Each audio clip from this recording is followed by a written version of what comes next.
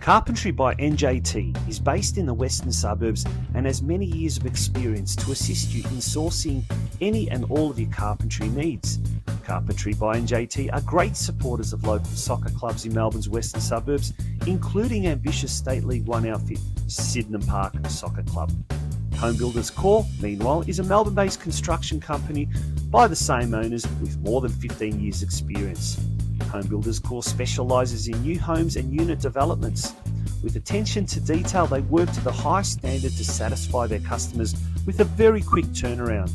For further details about how either Carpentry by NJT or Home Builders Corp can help you, contact owner-manager Nick on 0410 576 018 or via email at nick@homebuilderscorp.com.au.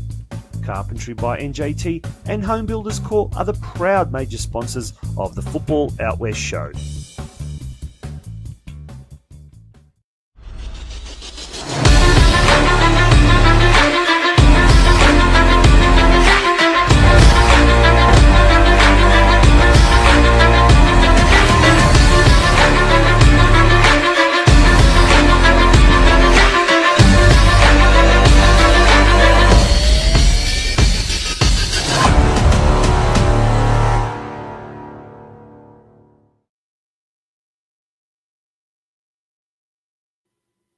Good evening, folks, and welcome to yet another episode of the Football Out West show, Season 5, Episode 23, and that translates into our 125th episode.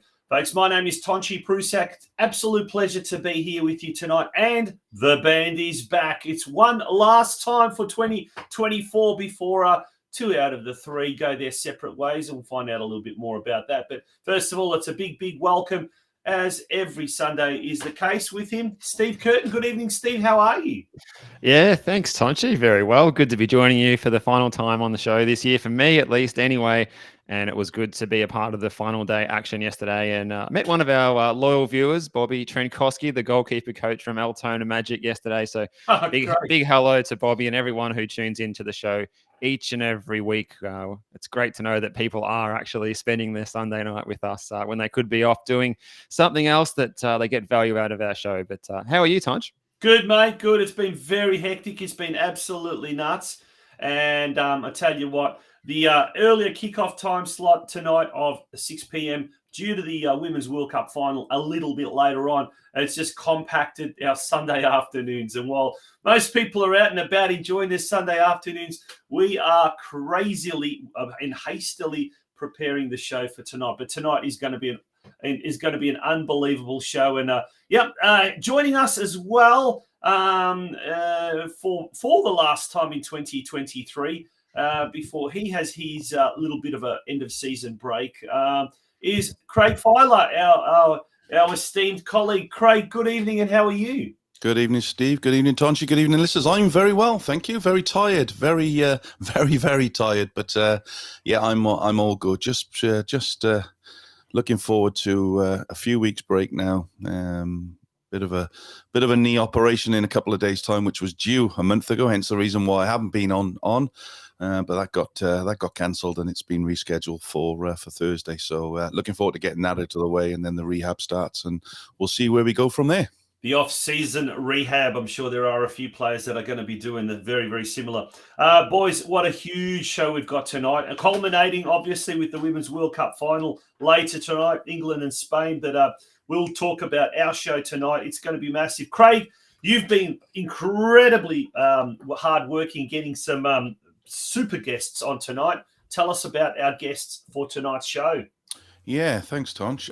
First up we have, I suppose I'm sure he's going to be jubilant. I'm not actually sure whether he's home yet, but we will hopefully get him on board. It's the head coach of obviously that reigning premiers, we can say that now, in ZORAN Markovsky of Avondale. Following him, he's definitely not home, will be NICK TOLIOS, Dandenong City, who went on a fantastic run and got back into NPL at the first attempt. So massive kudos to Nick and the team down there at Dandenong. We'll have a quick chat with him about the season and how it's unfolded. And then we're going to jump over to George KARKALETIS. KARKALETIS. Birthday it is today, and what a birthday surprise. Is that right? What a birthday surprise he's had, hasn't he? Wow. Getting Manningham United Blues promoted to the promised land, and a fantastic story, and one I think probably 99.9% of the Victorian football fraternity wouldn't have imagined that Manningham Blues would be heading into NPL at the beginning of the season. So really good, and really interested to see his insight into the season. Any thoughts on that one, guys? Oh, it's incredible. It is amazing. Like as you said, out of left field. George KARKALETIS, he's been quite involved in a number of clubs over the years, and a very wily old veteran he is, that's for sure. Oh, I won't call him old, but a wily veteran, that's for sure. Experienced. He's very experienced. Incredibly experienced. But, gents, about NPL 2, now this year we called it the Chaos League, and we talked, and I think we were the ones that referred to it as the Chaos League, and other pundits and experts have been doing the same. But next year, all three A-League academy clubs, Melbourne City, Melbourne Victory, Western United, you've got Preston Lions, you've got North Geelong and Bentley Greens coming down. Then you've got Caroline Springs, George Cross. Steve, amazing. It's going to be insane. Yeah, that's right. And a lot of good teams in there. Interesting to see how Craig's, Werribee City side go next year as well, what they've got in store. And wow, what a league it'll be. It certainly will be, and we'll talk more on that later on, no doubt. But and finally, our guest, and we're really pleased to have him. It hasn't been a good season for the club, one of the big clubs in Australian football, who find themselves being relegated from NPL 2 into NPL 3. We have DOMINIC, who's the president of Brunswick Juventus, will be joining us to give us his thoughts on what has been a very difficult season for Juventus up there at CB Smith Reserve. That's Dominic Montesano, the president of Brunswick Juventus. He'll be joining us very shortly. Folks, we're going to take a very, very short break. When we return, it's the news desk, a very, very short news desk, before we then head off with our first guest, who will be ZORAN MARKOVSKI, the Avondale FC coach. Folks, don't go away. It is the Football Out West Show.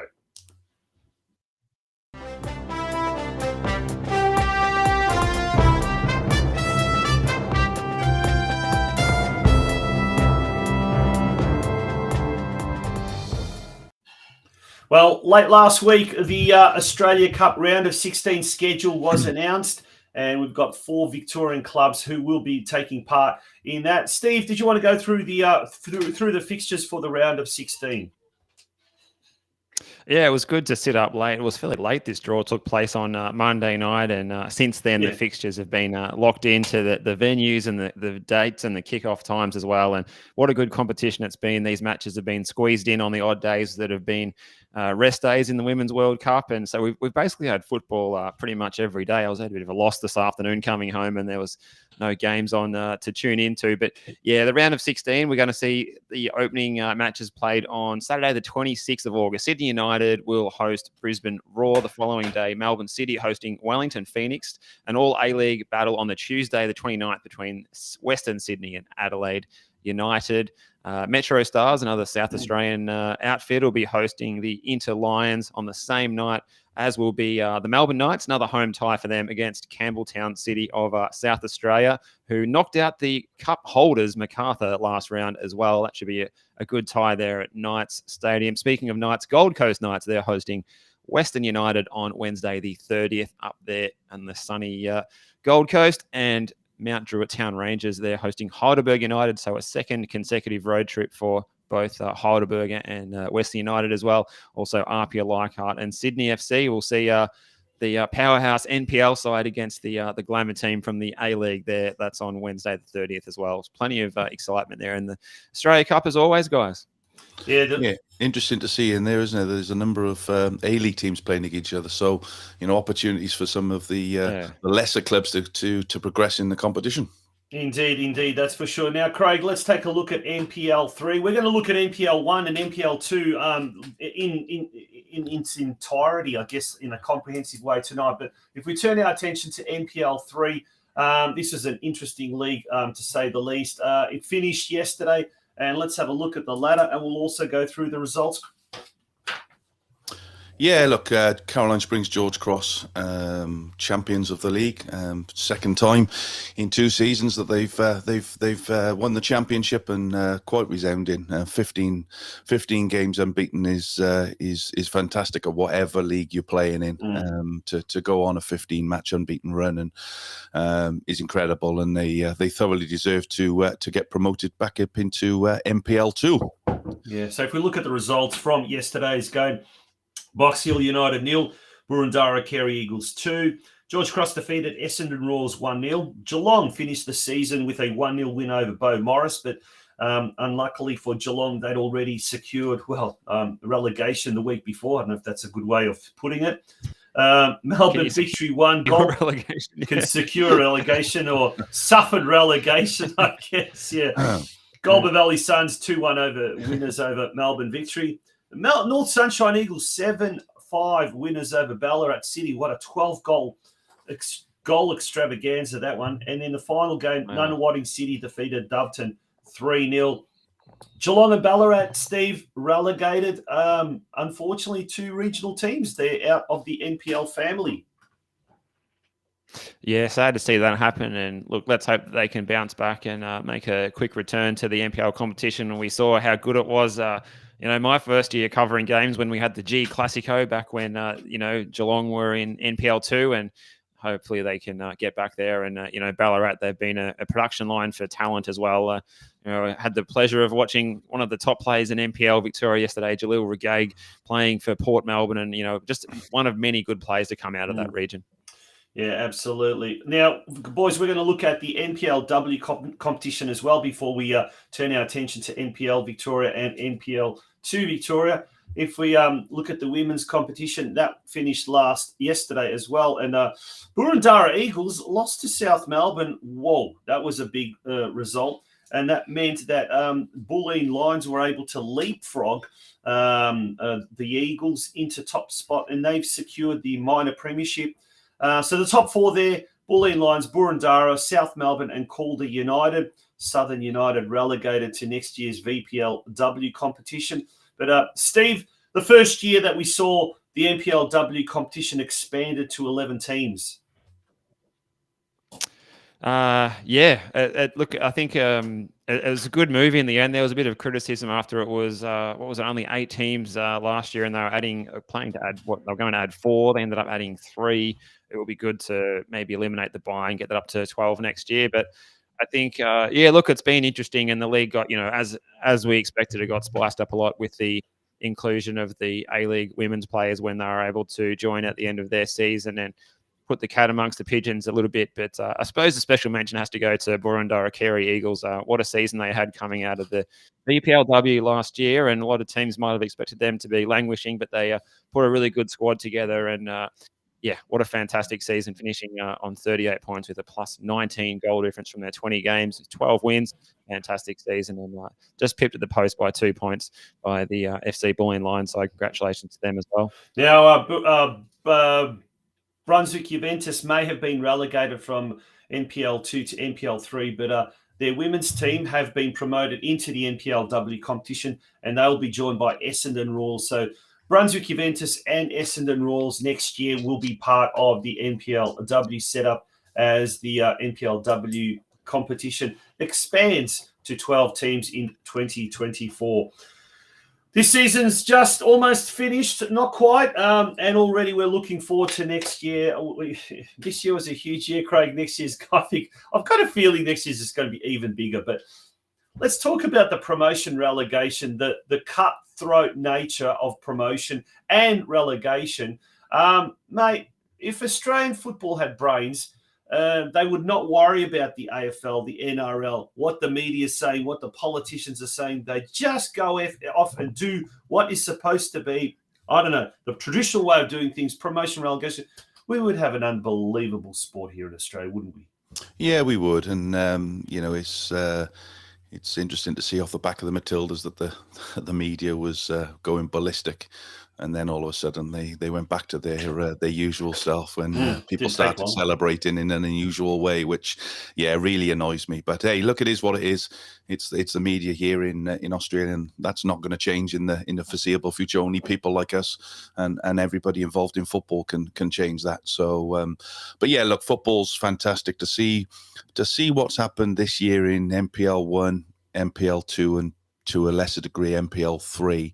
To see the league go down to the final game of the season in both those leagues for not so much promotion for NPL, but certainly for relegation, and obviously the same in NPL 2 has been fantastic for anybody involved. As a neutral, for someone who's involved in the game at a club capacity, it's an absolute nightmare. But it's exactly what you want as a football. What's going on here? In my battery, my camera's just falling down, so I'll put it back up in a minute once I finish. But it's great to see that the football in Victoria is healthy. The crowds are healthy, and our clubs are putting everything in they can to make it a success. So long may it continue.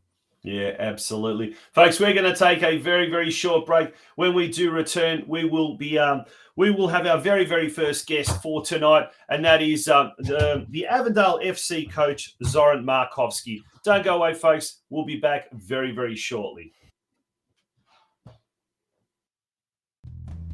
Carpentry by NJT is based in the western suburbs and has many years of experience to assist you in sourcing any and all of your carpentry needs. Carpentry by NJT are great supporters of local soccer clubs in Melbourne's western suburbs, including ambitious State League 1 outfit Sydenham Park Soccer Club. Home Builders Corp, meanwhile, is a Melbourne-based construction company by the same owners with more than 15 years' experience. Home Builders Corp specialises in new homes and unit developments. With attention to detail, they work to the highest standard to satisfy their customers with a very quick turnaround. For further details about how either Carpentry by NJT or Home Builders Corp can help you, contact owner-manager Nick on 0410 576 018 or via email at nick@homebuilderscorp.com.au. Carpentry by NJT and Home Builders Corp are the proud major sponsors of the Football Out West show.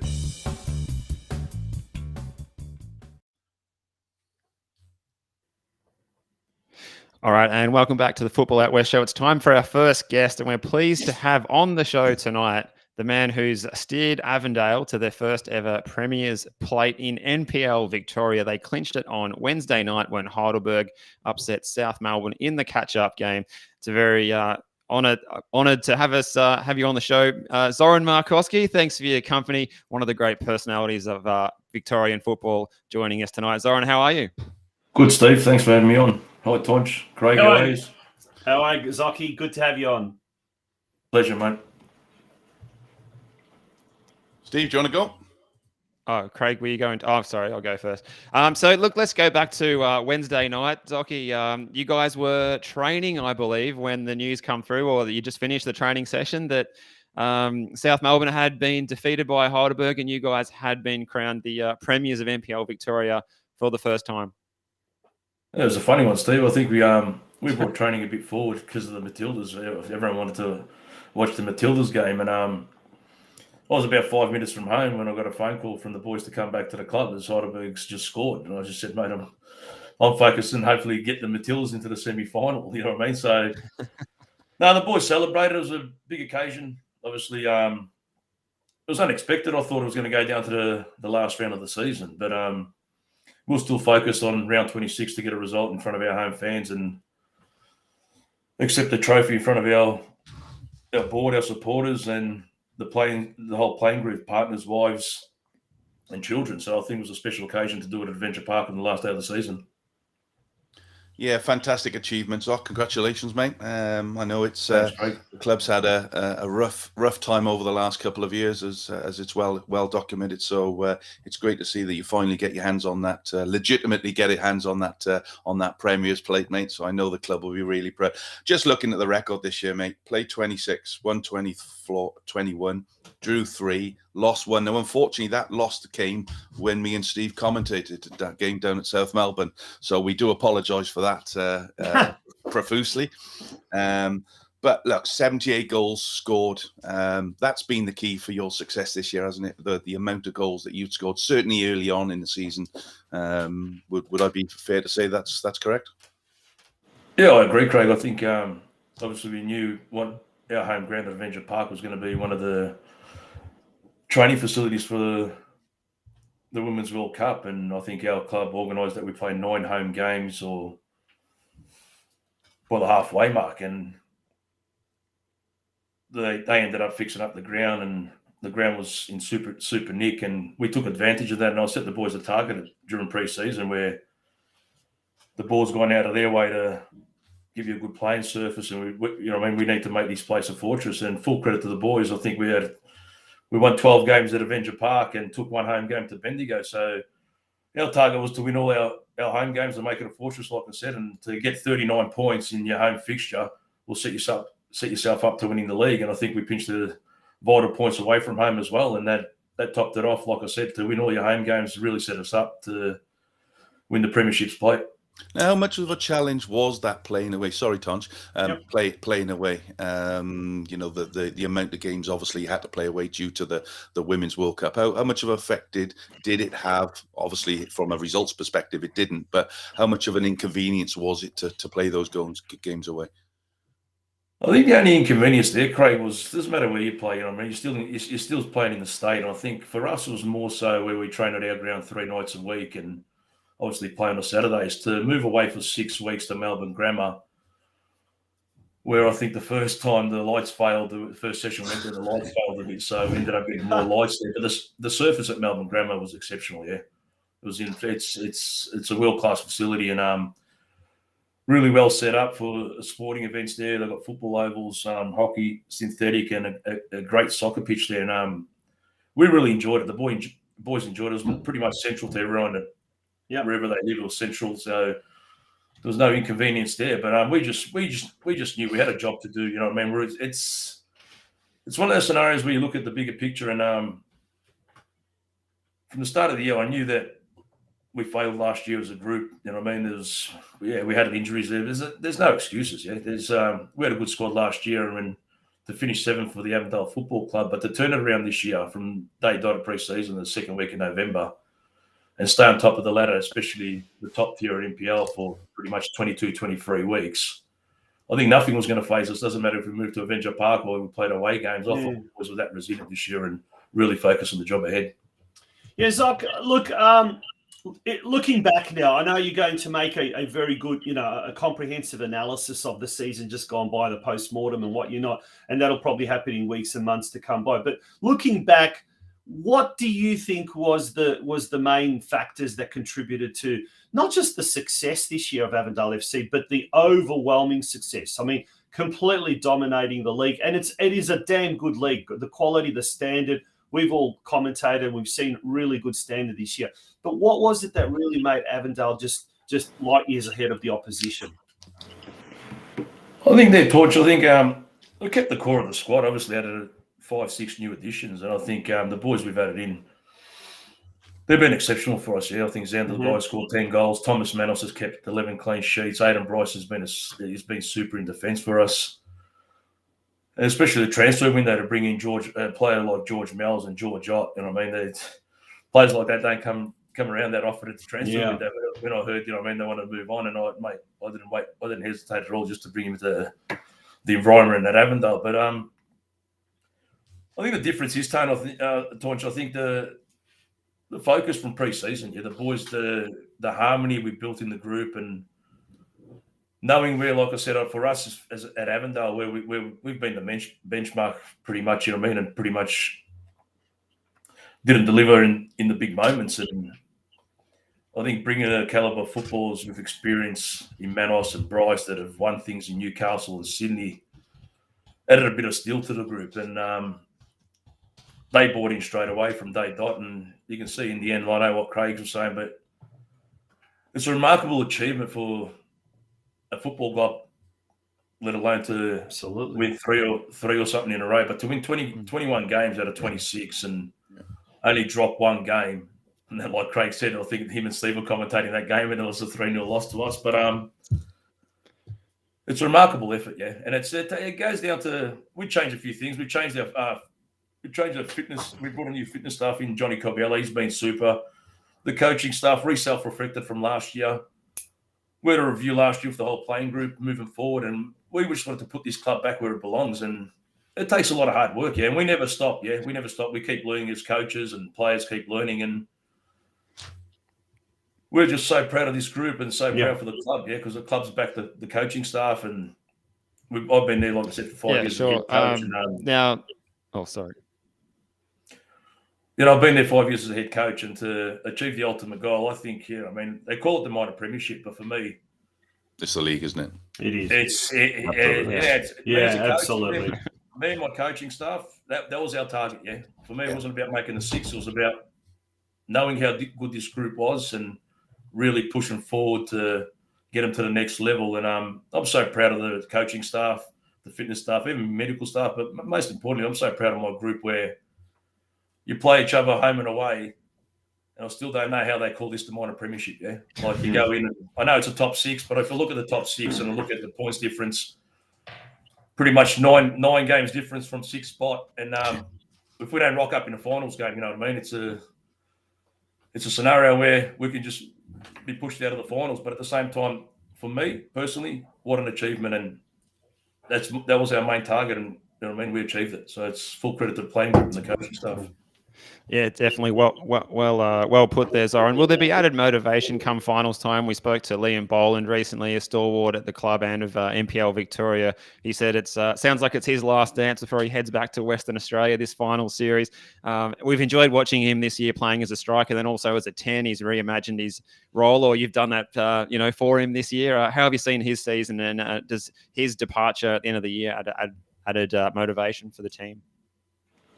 Yeah, Liam Boland came up to me during pre-season and pretty much said that it was going to be his last year in Victorian football, and he wanted to leave Melbourne with a trophy in his hand. And he had a fantastic pre-season, and he's been super for us this year. Liam Boland he's been one of the brilliant forwards in the NPL Victoria for a long time now. To score 100 goals, he's going to go down in the record books, and he's been a super footballer for the Avondale Football Club. And to see him get his first trophy I know we won the Doherty Cup for the first main trophy to win in Victoria football. Mate, I was ecstatic for the kid, and hopefully we can finish off the next two games and send him off on a bigger high. Just, I got two questions to finish up on.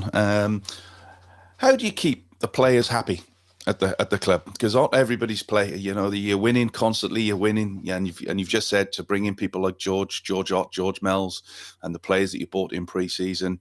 How do you keep all those players happy?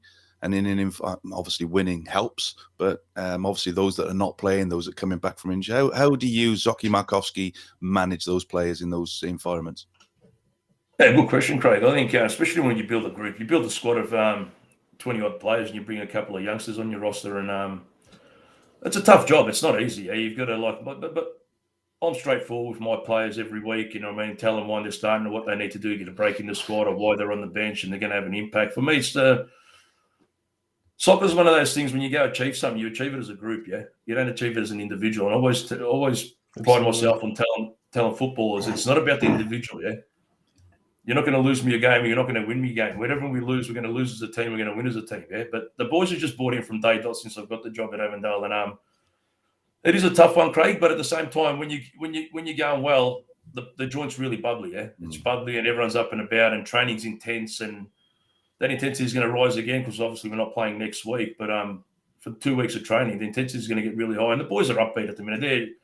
the way they celebrated yesterday, I think they're never going to forget it for the rest of their lives. Nor should they, because it is a fantastic achievement. So you just said then you've got a couple of weeks off preparing Altona Magic in the other competition that you need to go and win now, because you've won the big one, which is the Premier the league.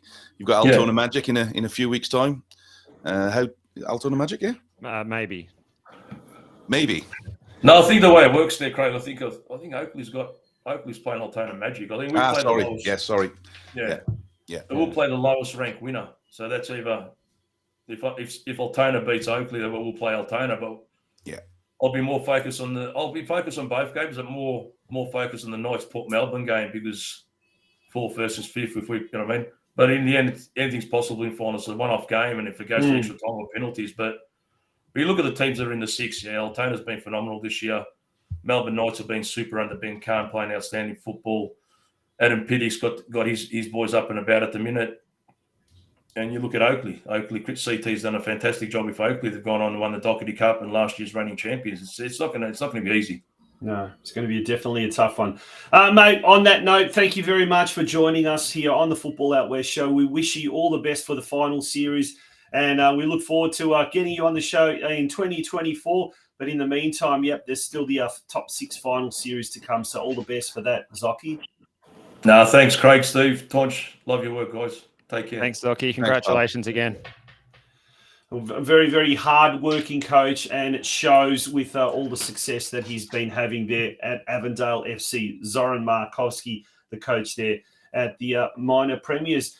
We're going to take a very, very short break. When we return, we turn our attention to NPL 2 Victoria, the competition of chaos. And boy, what a chaotic competition he threw up in 2023. We'll be speaking with the coach of the champions, Dandenong City, NICK TOLIOS, straight after this break. Folks, don't go away. It is the Football Out West show. Our name is derived from the Greek prefix, macro, large. From the day we were born, this has been a promise for the future.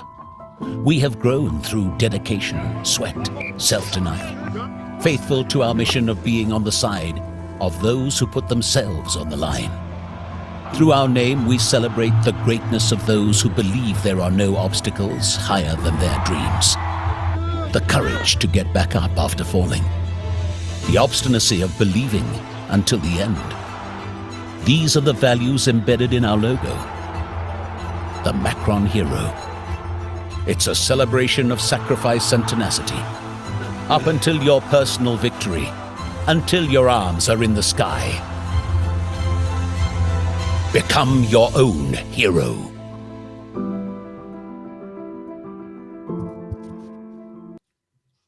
Welcome back to the Football Out West show. It's our NPL Victoria final day of the season special. And Craig, it's a pleasure to have you again tonight. You're going to introduce our next guest. I am. Thank you, Steve. It's a pleasure to be here, mate. Yes, it is the NPL 2 2023 championship winning coach, NICK TOLIOS. Welcome to the show, Nick. How's the head? It's my voice is a little bit croaky, to be fair, but enjoyable night last night, that's for sure. I'm sure it was down there at Dandenong City. You're looking very tan there, mate. The boys did a great job while you were away. I think they did a better job without me. So phenomenal achievement, I guess. Look, knowing that I left the team in good hands with Billy Theo and Nick Kalmar and Ramsey Nasir, Rafi Bornian. Look, everyone was fantastic. John Honos as well. He was away for a little bit, then came back. But to continue what we wanted to do throughout the season and be able to, cement that top spot before I got back was amazing. And it's not easy watching from afar, I can tell you that, Craig. I can imagine. Absolutely. And for those who don't know, how long were you away for? And also, what was the message going into the final game against the Eastern Lions at home yesterday in front of what looked like a big crowd? Yeah, look, crowd for the last 2 games on Monday night against Bulleen and obviously the last home game was amazing. But look, from my point of view, it was just to get the result. Like Zocchi said just previously, it's not easy to win something and have an opportunity to win the championship, especially at home, was something that I told the players, doesn't come around very often. So we've got to take every opportunity, and lucky we came through with a win. Now, Nick, obviously Dandenong City were part of the NPL Victoria competition last year, relegated, and the edict from the club hierarchy was simple: we want to get back as soon as possible. So obviously there was a lot of pressure to perform right at the start, but the first few rounds, I guess, things didn't go all that well. Was the pressure start to get even more immense, or did you kind of know long term, once the squad settles, you'd have no problem? Oh, look, I knew that bringing in 15, 16 new players to the squad was going to be difficult. And I did think it'll take 6 to 8 weeks for us to settle and find our feet. And look, with a job like this, and the expectation from the club was simple, to get promotion. Yeah, you feel the pressure, but we didn't change a lot. And I think the biggest key for us was getting that consistency in the squad to understand how we wanted to do things, and we were lucky enough to be able to do that. Obviously, we didn't have that many injuries, suspensions and all that we were pretty good with. So having that consistency, and then as we built and got a bit of momentum, I think that helped a lot. What's that background noise? Is that another TV happening in the background? No, I'm not sure. I think it could be my son. Hang on, give me 2 seconds. He's just popped in now. I couldn't hear because I had my headphones on. That's all right, mate. Now, obviously, Tonch has just mentioned there about, and you mentioned there about the squad coming together. There was a lot of new players coming into the team this year, Nick, that have come from clubs in the NPL structure, and you've built up a very, very good squad. We spoke a number of times throughout the season about, just getting the players to believe in themselves and to be a little bit more ruthless. I think was some of the chats we had. How did you get that into them? Because you've either got that, haven't you, or you haven't got that, and it must be really hard as a coach to know what they've got to do, but try and influence it in some way. I think Zaki hit the nail on the head with winning games and having that atmosphere at the club where everyone's up and about, but then having that competition within the squad. The intensity picked up, and really it started to show because everyone could see or sense that we were heading in the right direction. So everyone wanted to be part of it. So with that, competition brings that extra bit of intensity to training, and then hope, and a lot of that was obviously then brought into the game. But I think the mentality of some of the older boys who've been there and won things has also helped. People like Jacob Alexander, George Lambertidis, and obviously our captain Jack Webster. You could see they started to raise their game and really put the pressure on the rest of the squad. Now, Nick, a fantastic season. Looking at the table there again, it speaks for itself. But what has the club got to do now to try and move into the top flight and form a competitive side that can, maybe challenge for that, stay in the league, maybe challenge for the top 6 even? I think you said it in that first question, is what do we have to do to keep that stability? I think that the hardest thing to do is get promoted. That's first and foremost. The second one is to have that competitive team and also cement your spot in the league where you can build on. You look at St Albans, they've been doing that for the last 5 or 6 years, and it's not an easy task. I think Moreland this year has done a fantastic job, and credit to them, hanging on the last day. But it's not an easy task, and we know that there's a lot of quality teams there. There's a lot of quality teams that missed out on the top 6 this year. So we know they're going to strengthen, and we've just got to make sure that we're bringing the right characters that we need and to continue what we've done this year. Now, Nick, the club enjoys a lot of support from the Croatian community out in the southeastern suburbs, and including I&D Constructions. Ivan Filipovic, who's a big backer of the Australian Croatian clubs in Geelong, in Victoria, but especially of Dandenong City. How good has that backing been to form a team this year in what we believe is the competition of chaos? It was one of those leagues where anything could have happened. But when we started approaching players to come to Dandenong City, did a lot of players say, yeah, it's an attractive destination to come because we know the club is very ambitious. The club's got some great resources and it's got some great facilities. I think that helps. And again, Ivan's a very passionate person and he loves Dandy City and it's his family club, and he's seen his son play from the juniors all the way through. But I think the players we targeted were players, again, look, that I knew were hungry. There were players that had the right characters that we needed in that change room, because I think the culture is what we wanted to start with first. Build a good culture, build the right change room, their environment that we wanted, and then with everything they've got set up there with the junior setup and the committee and the amount of people that work super hard to be able to give us every opportunity to field a successful team on the park, I think that helped by having the right players in that change room. Yeah. Craig. Yeah, I'm glad. I'm just going to see the back of him if I'm absolutely honest. We had some good games this year, though. We had some great games. I think the first game was at our place, and I think we were 3-1 up with 10 minutes to go, and I think he came back to 3-3, and I think there was a little whisper in the air on we walking out and said, "Thanks, you might have just saved my job." Well, we missed the penalty as well. We missed the penalty in the 96th minute. Yeah. And then we came down to yours just 4 or 5 weeks ago, and yeah, it was a disaster. We conceded in the 97th minute, I think, and you guys took home. So I'm really glad that you're going up to NPL 1, mate. Sick of the sight of you, to be honest with you. I appreciate the honesty. We're always honest here on the Football Hour, aren't we, Craig? Very good. Yeah, and you got another question? No, Craig, you go on, Steve. Go on. Just time for one more, one from me, I suppose, Nick. And again, congratulations.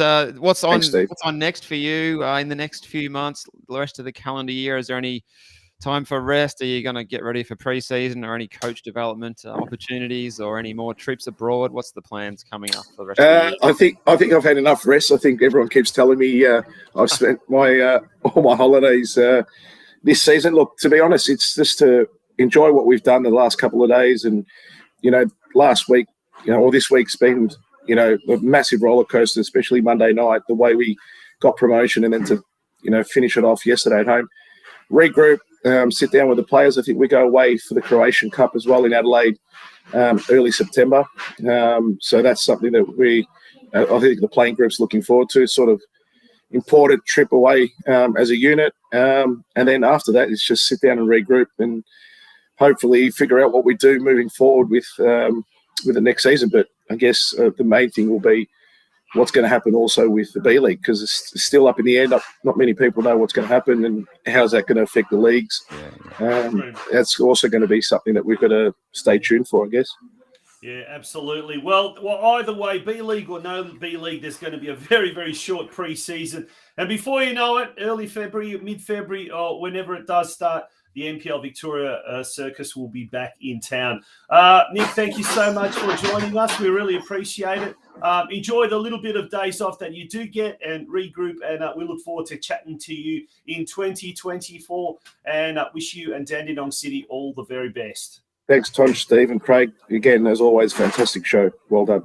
Thanks, Nick. Good luck. All the best.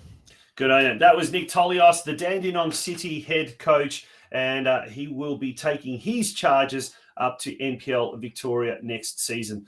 Folks, it's time to take a quick break, take a quick breather. When we return, we'll be talking to the coach of the second NPL 2 side that has come from nowhere, we said, Manningham United Blues, and they will also be joining Dandenong City in the State's elite competition next year. We'll be speaking to George KARKALETIS just after this break, folks. It's a very short one. Don't go away.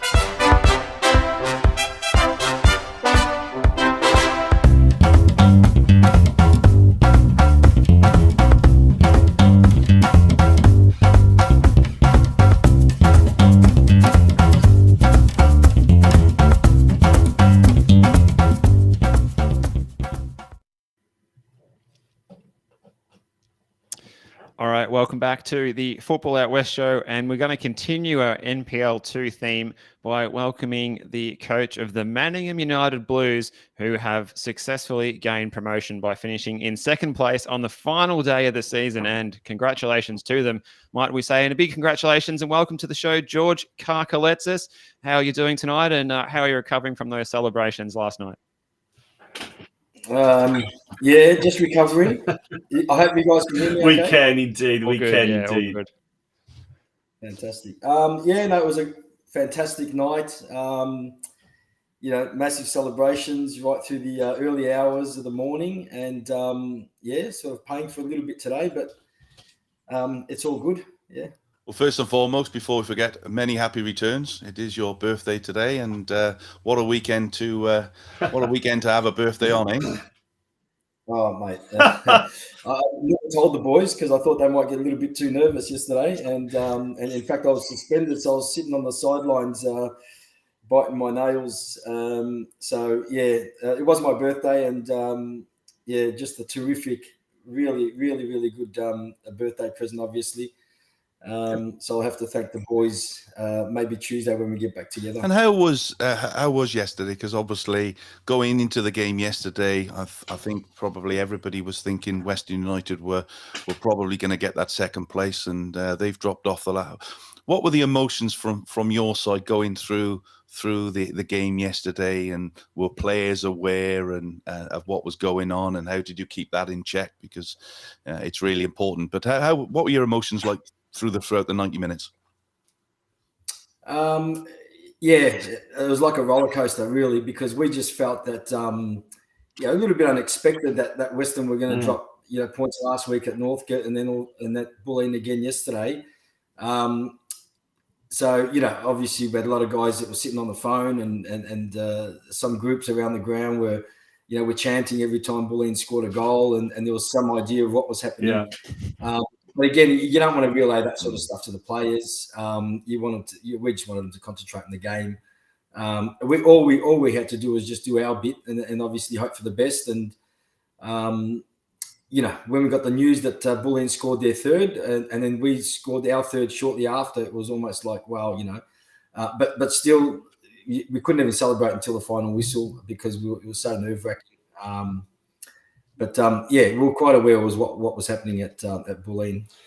George, first of all, happy birthday and congratulations. But let's go through some of those scores of yesterday's game as we've got the ladder up there on the screen. Dandenong City defeated Eastern Lions 2-0 at home. Bulleen Lions, as we mentioned, 3-1 winners over Western United. The big one, Langwarrin 2 over Brunswick Juventus 1. And that condemned Brunswick Juventus to NPL 3. We'll be speaking to the president of Brunswick Juventus shortly, DOMINIC MONTESANO, straight after this. Then we had, obviously, you guys defeated Northcote City 3-1.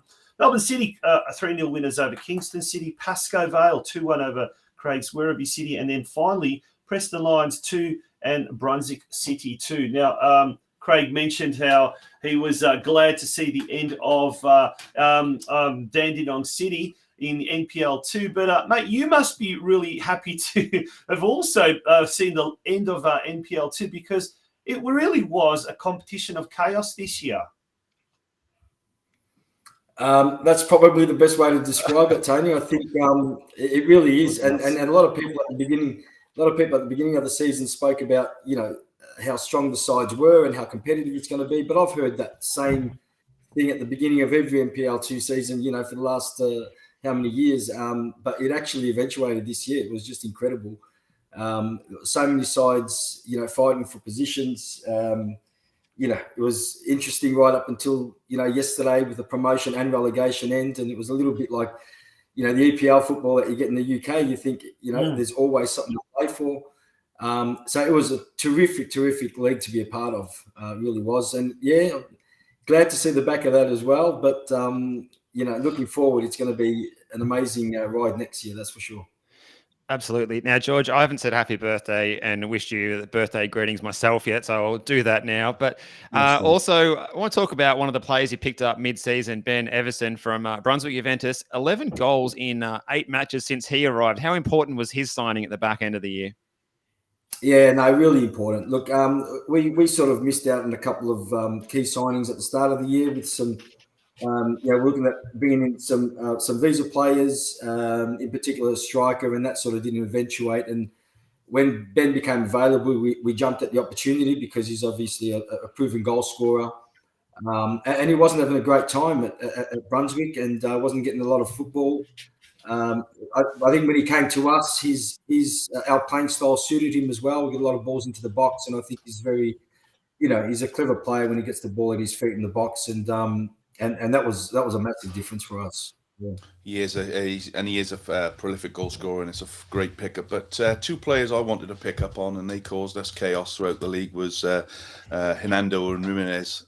Your two other players, number 10, I think. Seb Hernando plays number 10. What a fantastic footballer! Just glides around the pitch, dictates everything in that middle of the park.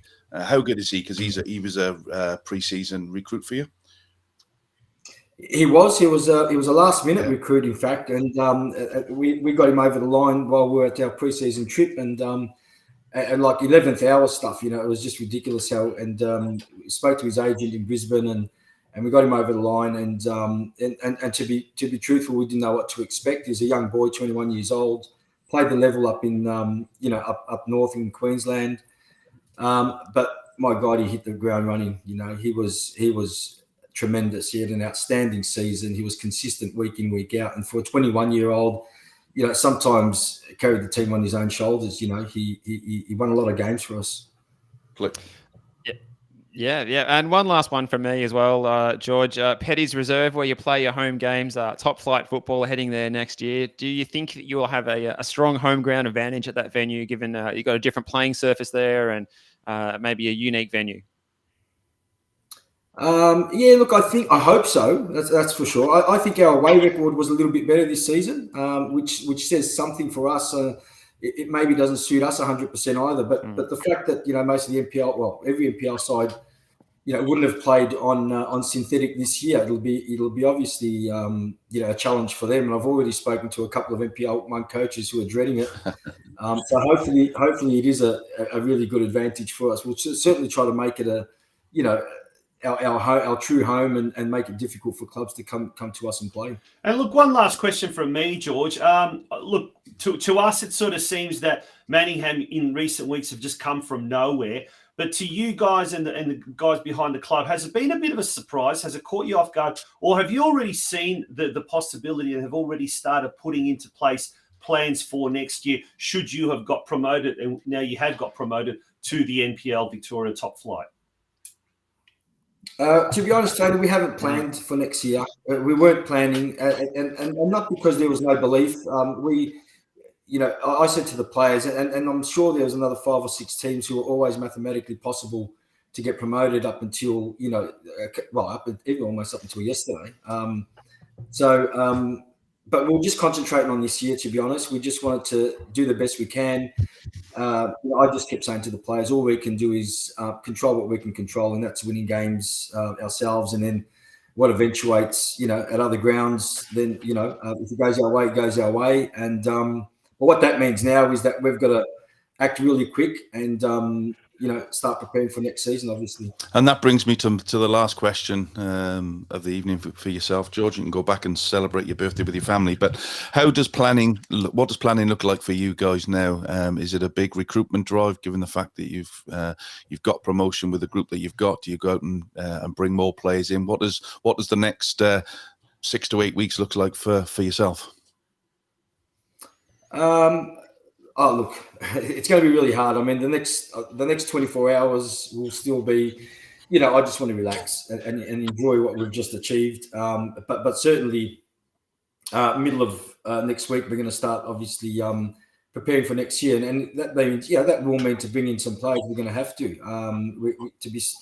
there'll be a serious, not so much contender, but we want to stay in the league next year. And like Nick said, try to establish ourselves in the league and stay there for several years and try to do better each year. And, maybe one day we play finals football in NPL 1, But it will mean to bring in some players. It will obviously mean the first thing we do is review our team this year and look at the players that we'll retain and possibly release some. But we finished out with pretty light squad towards the end of yesterday anyway. A few boys left us late on in the piece, and so we didn't have 22 players to choose from, for example, yesterday. So we may be able to retain almost everybody and still top up the squad with some quality players that possibly have played NPL 1 in the past.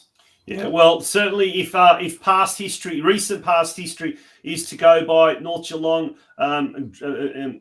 they got dropped the first season back, and Moreland City were very, very lucky to escape it. So there is a gulf between NPL 2 and NPL 1. So it will be a tough return to the top flight, that's for sure. But mate, we wish you all the best in the off season, and certainly we wish you all the best in 2024 with Manningham United. Thanks, guys. Appreciate it. Good luck, George. All the best, mate. George. All the best. George KARKALETIS from Manningham United Blues. And boys, yeah, that is going to be a tough one. Craig, you know very well the NPL 2 competition, having obviously coached in the NPL 2 this year, but you've also commentated, as you have, Steve, as well, as have I, a lot of games in the NPL 1 competition. Just how big is that gulf between NPL 2 and NPL? Oh, look, I think honestly, there's a gulf between probably the top 4 or 5 sides in that league, maybe top 6, and then it sort of peters out a little bit, and then you obviously have a bit at the bottom.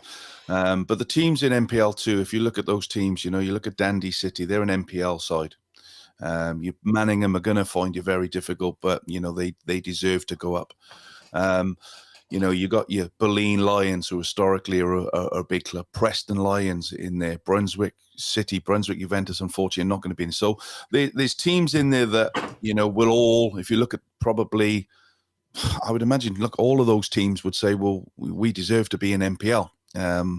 But it's tough, and there is a big gulf between the top sort of 5 or 6 and the rest of the league from my perspective.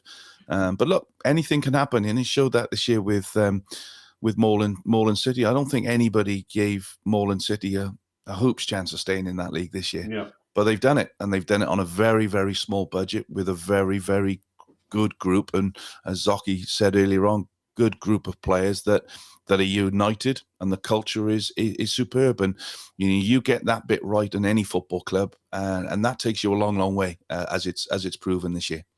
Absolutely, 100% correct there, Craig. Folks, we're going to take a break. After we return, it's from the top of the NPL 2 division to the bottom, unfortunately, and we'll be talking to the president of Brunswick Juventus, DOMINIC MONTESANO. He'll be joining us to tell a little bit about what has happened there at Juventus this year in its 75th anniversary. But it's not all doom and gloom, and we'll find out after the break why that is the case. Folks, don't go away. It is the Football Out West Show. Carpentry by NJT is based in the western suburbs and has many years of experience to assist you in sourcing any and all of your carpentry needs. Carpentry by NJT are great supporters of local soccer clubs in Melbourne's western suburbs, including ambitious State League 1 outfit Sydenham Park Soccer Club. Home Builders Corp, meanwhile, is a Melbourne-based construction company by the same owners with more than 15 years' experience. Home Builders Corp specialises in new homes and unit developments. With attention to detail, they work to the highest standard to satisfy their customers with a very quick turnaround. For further details about how either Carpentry by NJT or Home Builders Corp can help you, contact owner-manager Nick on 0410 576 018 or via email at nick@homebuilderscorp.com.au. Carpentry by NJT and Home Builders Corp are the proud major sponsors of the Football Out West Show. Welcome back to the Football Out West Show, and it's time for our next guest. Steve, you're going to do the introductions. All right, well, welcome to the show, the president of Brunswick Juventus, Mr. DOMINIC MONTESANO. Thanks for your company tonight. He's about to come on screen now, actually. There he is, Dominic, and thanks for joining us tonight. And a difficult time for the club in some ways, at least on the men's side of things, but probably a lot to look forward to still in the future at the club. How are you doing tonight? Yeah, no, very well. Thanks, guys, for having me on. Sort of a little bit gutted at the moment, like a lot of us are here at the club. But, like you mentioned before the break, we've been around for 75 years and, we're not going to lay down. We're going to battle and we're going to get back to where we believe we need to be. So, we're a big club. Our women's side of things, they're sitting on top of the Women's Premier League at the moment, looking for promotion into WNPL next year, which is secured already. So there's still plenty of good things happening at the club in our 75th year.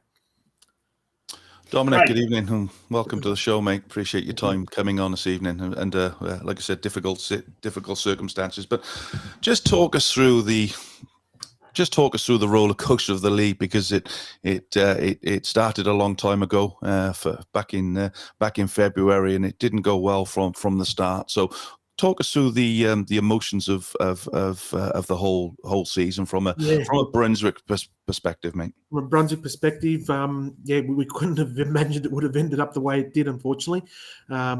I think we started off the season with a lot of injuries. We had 8 of our starting 11 players that were injured for a number of weeks.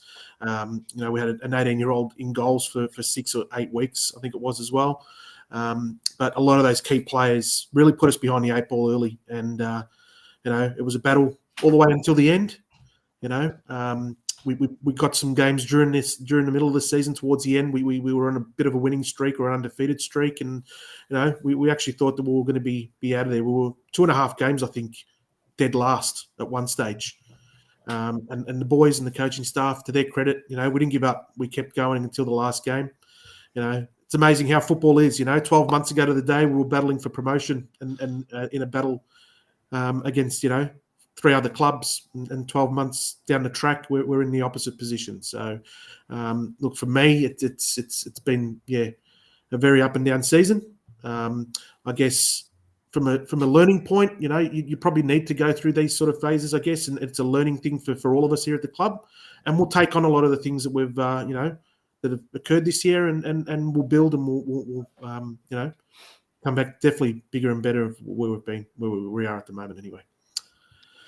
And Dominic, touching again on the women's side of things, as going along very, very well. 15 wins from 18 starts there, looking really good. The World Cup must have just inspired the playing group as well, and also the next generation of top female footballers in this country, and also at your club. Where are you at with your women's and girls program at the club at the moment? Like we said, we're in our second 5-year plan with our women's program. So we've had a couple of 5-year programs. The first 5-year one was to get out of the state leagues and into State League 1. And then we appointed Josip Lonkarik at the start of this season for our women's team. And, from the start, he set his sights on the exact same thing that the club wanted, and that was promotion into WNPL, which, the girls have done an amazing job, and the credit to them, the hard work and the commitment that they've put in, has been unbelievable. Essendon Royals have given us a battle this year, and it's good to see that they'll be joining us up there next year as well, and we'll continue that fierce rivalry in WNPL. But the Women's World Cup has been amazing for all clubs, and I think all clubs would see the amount of interest that has been generated, and the amount of inquiries we're currently getting now on our website is amazing. Brilliant. So that was unbelievable for sport here in Australia, but more for our code, what that's done. We're going to see that over the next 12 months, definitely. In our sport. If we have a look at the NPL women's ladder, Southern United will be out of that competition, but that's the association. That is the group that you'll be mingling with next year. Bulleen Lions, Burundara, South Melbourne, Calder United, Alamein Preston, Box Hill United, Bayside United, Heidelberg United, Football Victoria emerging, and also Essendon Royals. But speaking of the women's team there at Brunswick Juventus, Dominic, we've got a little bit of footage from the Black and White TV interview that was done with Josip Lonkarik. Joining us tonight on Black and White TV, I have with us the senior women's coach, Josip Lonkarik. Josip, mathematically, I think we're over the line and we are promoted into WNPL. Congratulations, a job well done. Thank you. Yeah, it's been a great year for the girls and a great year for the club in the 75th year anniversary. So hoping that the next 2 games go well and we can maybe secure the championship. Were you confident all along that the season had panned out the way it did? I think there was an indicator early in the pre-season where the girls, they all came in quite early to do some extra running because we had to cancel the session. And I saw 10 girls out there running, and I brought them in after that, and I said, that is why you might win this championship, because you've got that spirit now. And that was early in January. So there were some good signs, but you never know until the season starts if your plan will come to fruition. It's a competitive league, and we've had to both be physically astute plus tactically aware of what the opposition were doing. How much did you rely on your support staff to oversee some of the projects that you were wanting to make sure they succeeded? Yeah, I think everyone brought something different to the table. So we had Natalie, who was really good with communicating the girls to me and how they're feeling about training sessions. Michael and Osteo that we brought on board here to help the girls with their recovery. He was fantastic. A goalkeeper coach Tyne to work with our goalkeepers, and then at the back end we brought in Eddie Mercado, who also helped us out with the back end of the season and being able to break them into smaller groups. So it was definitely a team effort from everybody. Look, I know it's not lost on you that this is the 8th year that the club had set 2 5-year plans into the second one. We've jumped from Division 3 into the WNPL next year, and a lot of credit's got to go to the club for planning that. You're the latest component in doing that. The success you've brought this year and the ability to get the best out of the group we currently have has been an absolute treat for the club to witness. So congratulations once again. Thank you for all the support. It's been a great ride for the girls, and it's not done yet. Now the fun starts, the planning for next year. So we look forward to making some history with the club in the NPL.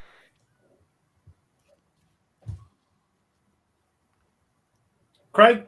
Yes, fantastic little video that. Well done to everybody at the club, and especially to Josip on his achievement this year.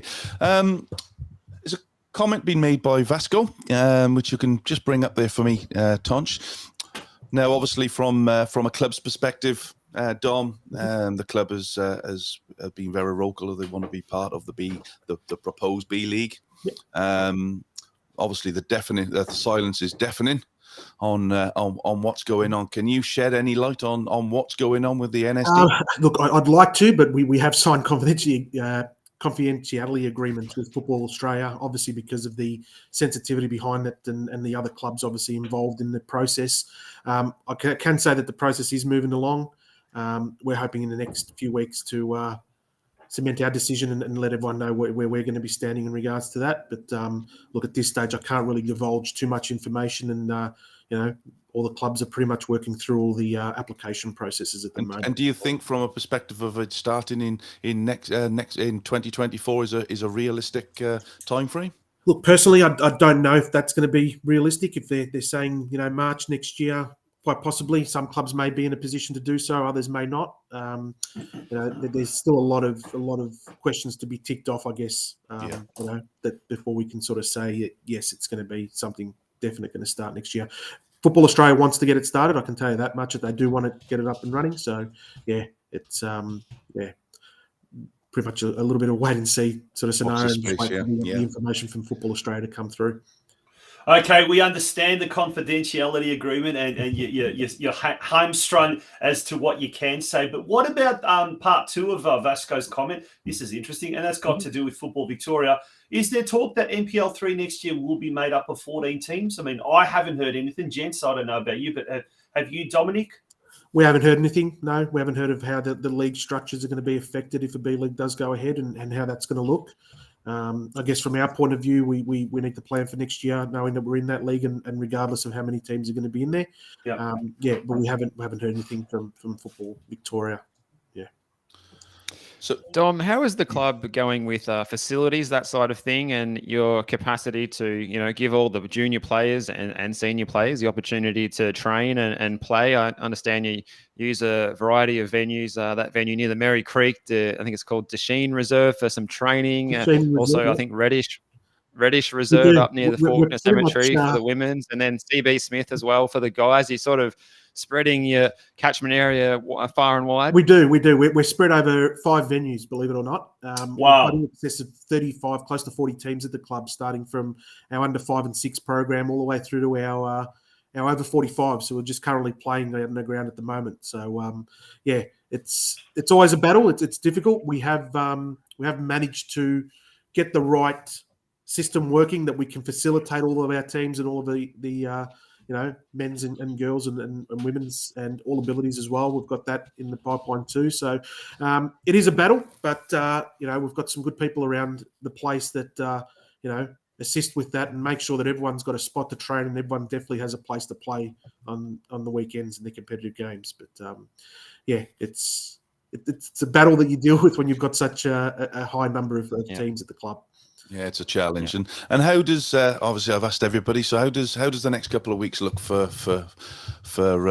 you and the board and everybody around the club as you start to make light of what's happened in the last 24 hours and try and plan for 2024?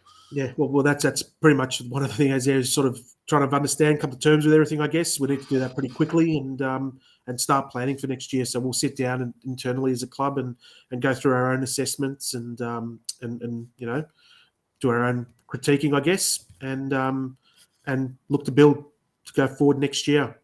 NPL 3. Pascal Val is going to be down there with us as well. It's not going to be easy in that league either. And it just shows you how competitive and how hard this league was this year. It was. I actually said it yesterday. Both you and Pascal were in the same boat this time last year of getting promotion to possibly NPL. Yeah. I said it yesterday. I was talking to Tanya, the president or the outgoing president at Langwarrin. Before the game that at the end of the day, someone's going to get relegated from this league with 29 or 30 points or 31 points.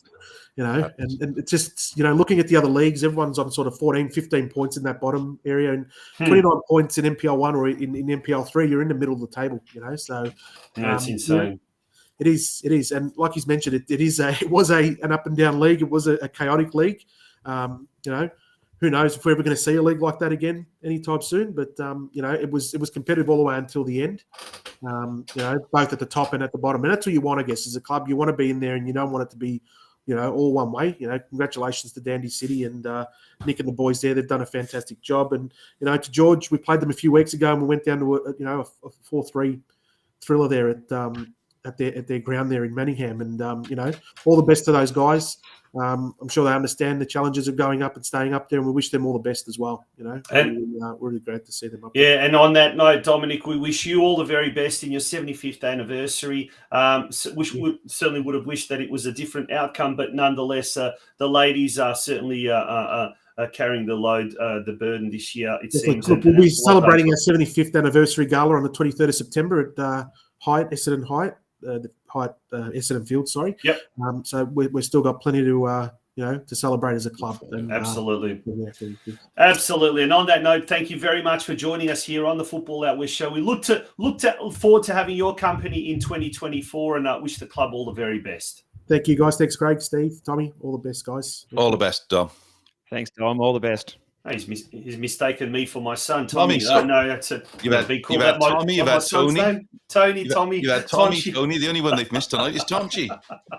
It's fantastic. It's great. Folks, so we're going to take a very short break. When we return, it's time to wind up, and then we'll also give our predictions for the big Women's World Cup final later tonight. Folks, don't go away. We'll be with you very, very shortly.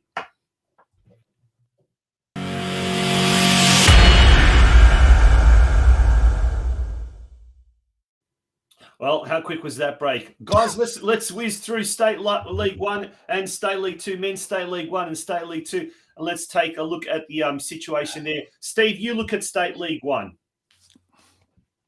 All right, so the scores from the penultimate round: Upfield 1, Sydenham Park 0, Yarraville Glory 1, Westgate 3, Brimbank Stallions 3, Altona City 2, FC Strathmore 5, Whittlesea United 0, Keilor Park 5, Corio 0. That's quite a turn up. Whittlesea Rangers 1, Banyule City 4. And that is the results for the round 21 of the State League 1 Northwest. Yeah, Altona City have already secured the top spot there. Only one team gets promoted to NPL 3. Also, we think, who knows, anything may happen at this stage. That's the state of affairs. Let's turn our attention to State 2, Craig.